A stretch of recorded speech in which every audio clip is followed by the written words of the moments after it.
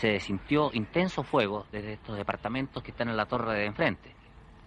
Departamentos que ya en general han sido evacuados por cuanto ahí había extremistas Perdona que le extranjeros. interrumpa, por ejemplo, aquel soldado que está en aquel momento sacando Esa es la señal que indica de que ese departamento ya en estos momentos terminó de ser registrado. En este patio se puede apreciar en forma más nítida los efectos que en sí produjeron los rockets que dejó caer la aviación. Ahí están todos los agujeros, son los portillos grandes, más bien de efecto penetrante.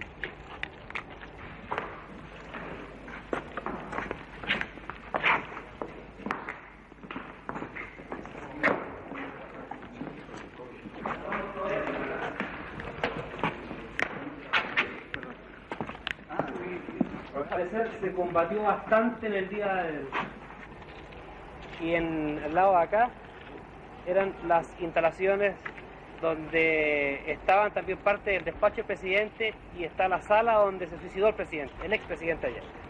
En esta dependencia se fue encontrado el cadáver del expresidente Allende. Haciendo una reconstitución de la escena, para que ustedes entiendan, aquí había un sillón adosado a esta muralla, confortable de felpa, se sentaría aquí, a esta altura más o menos, sentado, se puso el arma bajo la barbilla, hizo un disparo, fueron 2 proyectiles los que salieron, y ahí estaría entonces arriba los proyectiles una vez que salieron de la caja craneal. Como presidente del Partido Demócrata Cristiano, ¿cuál cree usted que fueron las causas que provocaron la acción de las Fuerzas Armadas? Tal como lo hemos dicho en varias declaraciones, nuestra opinión es que la crisis económica, el intento de la Unidad Popular de acaparar el poder por cualquier medio, el caos moral y la destrucción institucional a que habían llevado el gobierno del señor Allende al país, provocaron un grado de desesperación colectiva de la población de los chilenos que precipitaron este pronunciamiento de las Fuerzas Armadas. Nosotros tenemos el convencimiento de que la llamada vía chilena de construcción del socialismo, que empujó y enarboló como bandera a la Unidad Popular y exhibió mucho en el extranjero, estaba rotundamente fracasada. Y eso lo sabían los militantes de la Unidad Popular y lo sabía Allende. Y por eso ellos se prestaban, a través de la organización de milicias armadas, muy fuertemente equipadas, que constituían un verdadero ejército paralelo, para dar un autogolpe y asumir por la violencia la totalidad del poder. En estas circunstancias pensamos que la acción de las Fuerzas Armadas simplemente se anticipó a ese riesgo para salvar al país de caer en una guerra civil o en una tiranía comunista. El gobierno del señor Allende se estaba armando, se estaban recibiendo por diferentes canales armas de todo tipo, o sea, se estaba creando en forma paralela un ejército de otro tipo que fuera señalado por la Constitución.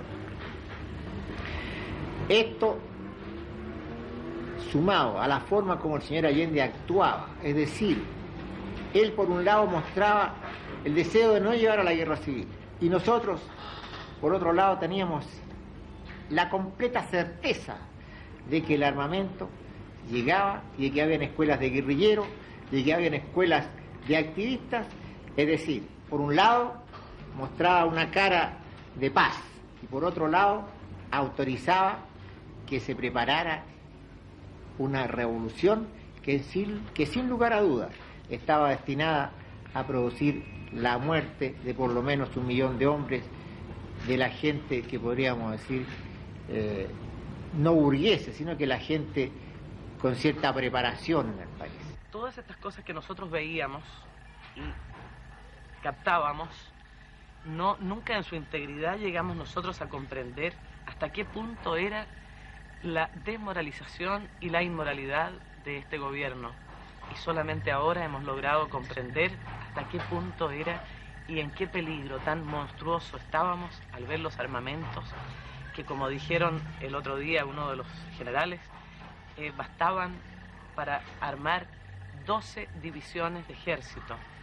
Nosotros tenemos que agradecerle profundamente a nuestras Fuerzas Armadas, que nunca fueron deliberantes, que fueron un ejemplo no solamente en América Latina, sino que en el mundo entero, de haber sido respetuosas a la Constitución y a la ley, de habernos salvado precisamente de un gobierno ilegítimo, de un gobierno inmoral y de un gobierno que había aplastado todas nuestras libertades. Esta gente dejó abandonado la mayor parte de estos elementos que están aquí, sobre todo los documentos, porque para mí lo más importante que hay aquí, fuera de las armas, naturalmente, son los documentos. Documentos que no se trata de literatura marxista, porque de eso no se trata, eso es cultura, sino que se trata de documentos en los cuales elementos ajenos a las Fuerzas Armadas buscan penetrar dentro de las filas de las Fuerzas Armadas para destruirlas. De eso se trata. ¿Ustedes requisan o se llevan toda la literatura sobre temas marxistas? ¿O? No, la literatura sobre temas marxistas que sea de tipo cultural se les deja, porque en realidad existe y la puede adquirir cualquiera. Todos tenemos la obligación de leer de todo. Lo que aquí interesa son los documentos en los cuales hay intentos de penetrar dentro de la institución.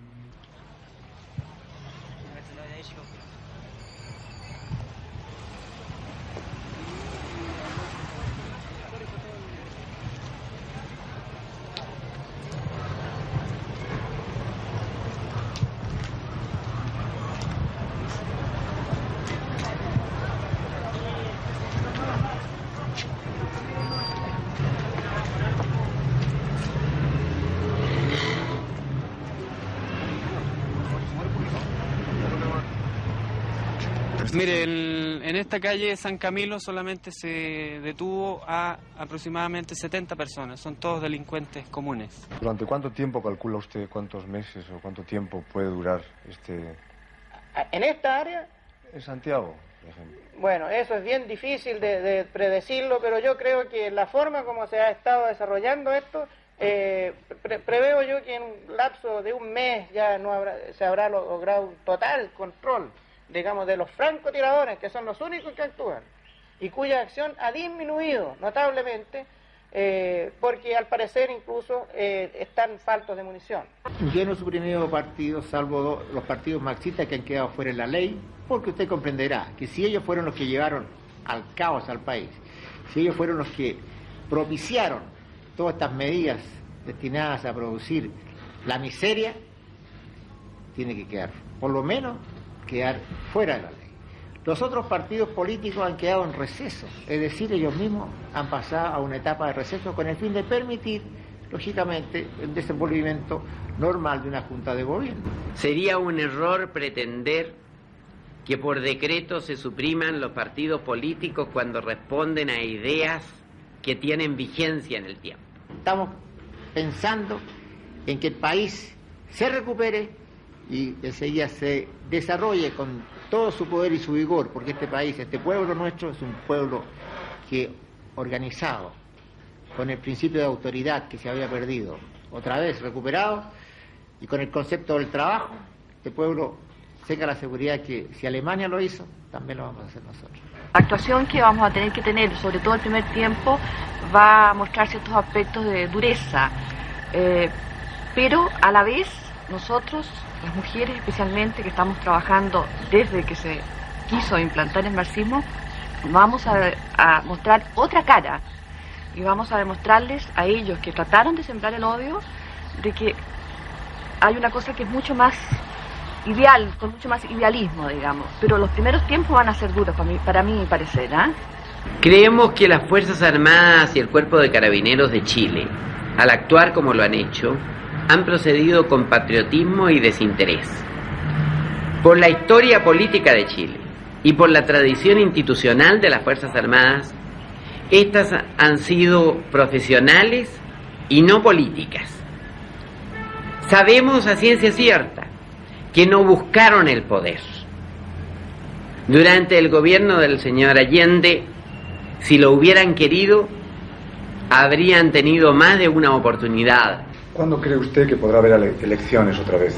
Su pregunta es un poco difícil. Yo le podría decir a usted lo siguiente: habrán elecciones cuando el país haya retornado a la tranquilidad, cuando veamos que el cáncer marxista está aplacado, está superada esta etapa, y cuando ya el país esté recuperado integralmente en todos sus aspectos. No sé cuándo, porque es lo mismo como decían días pasados, un hombre que recibe una fuerte operación, una amputación de un brazo, usted no sabe cuándo está totalmente rehabilitado. Es el tiempo, no se lo puedo decir, no sé.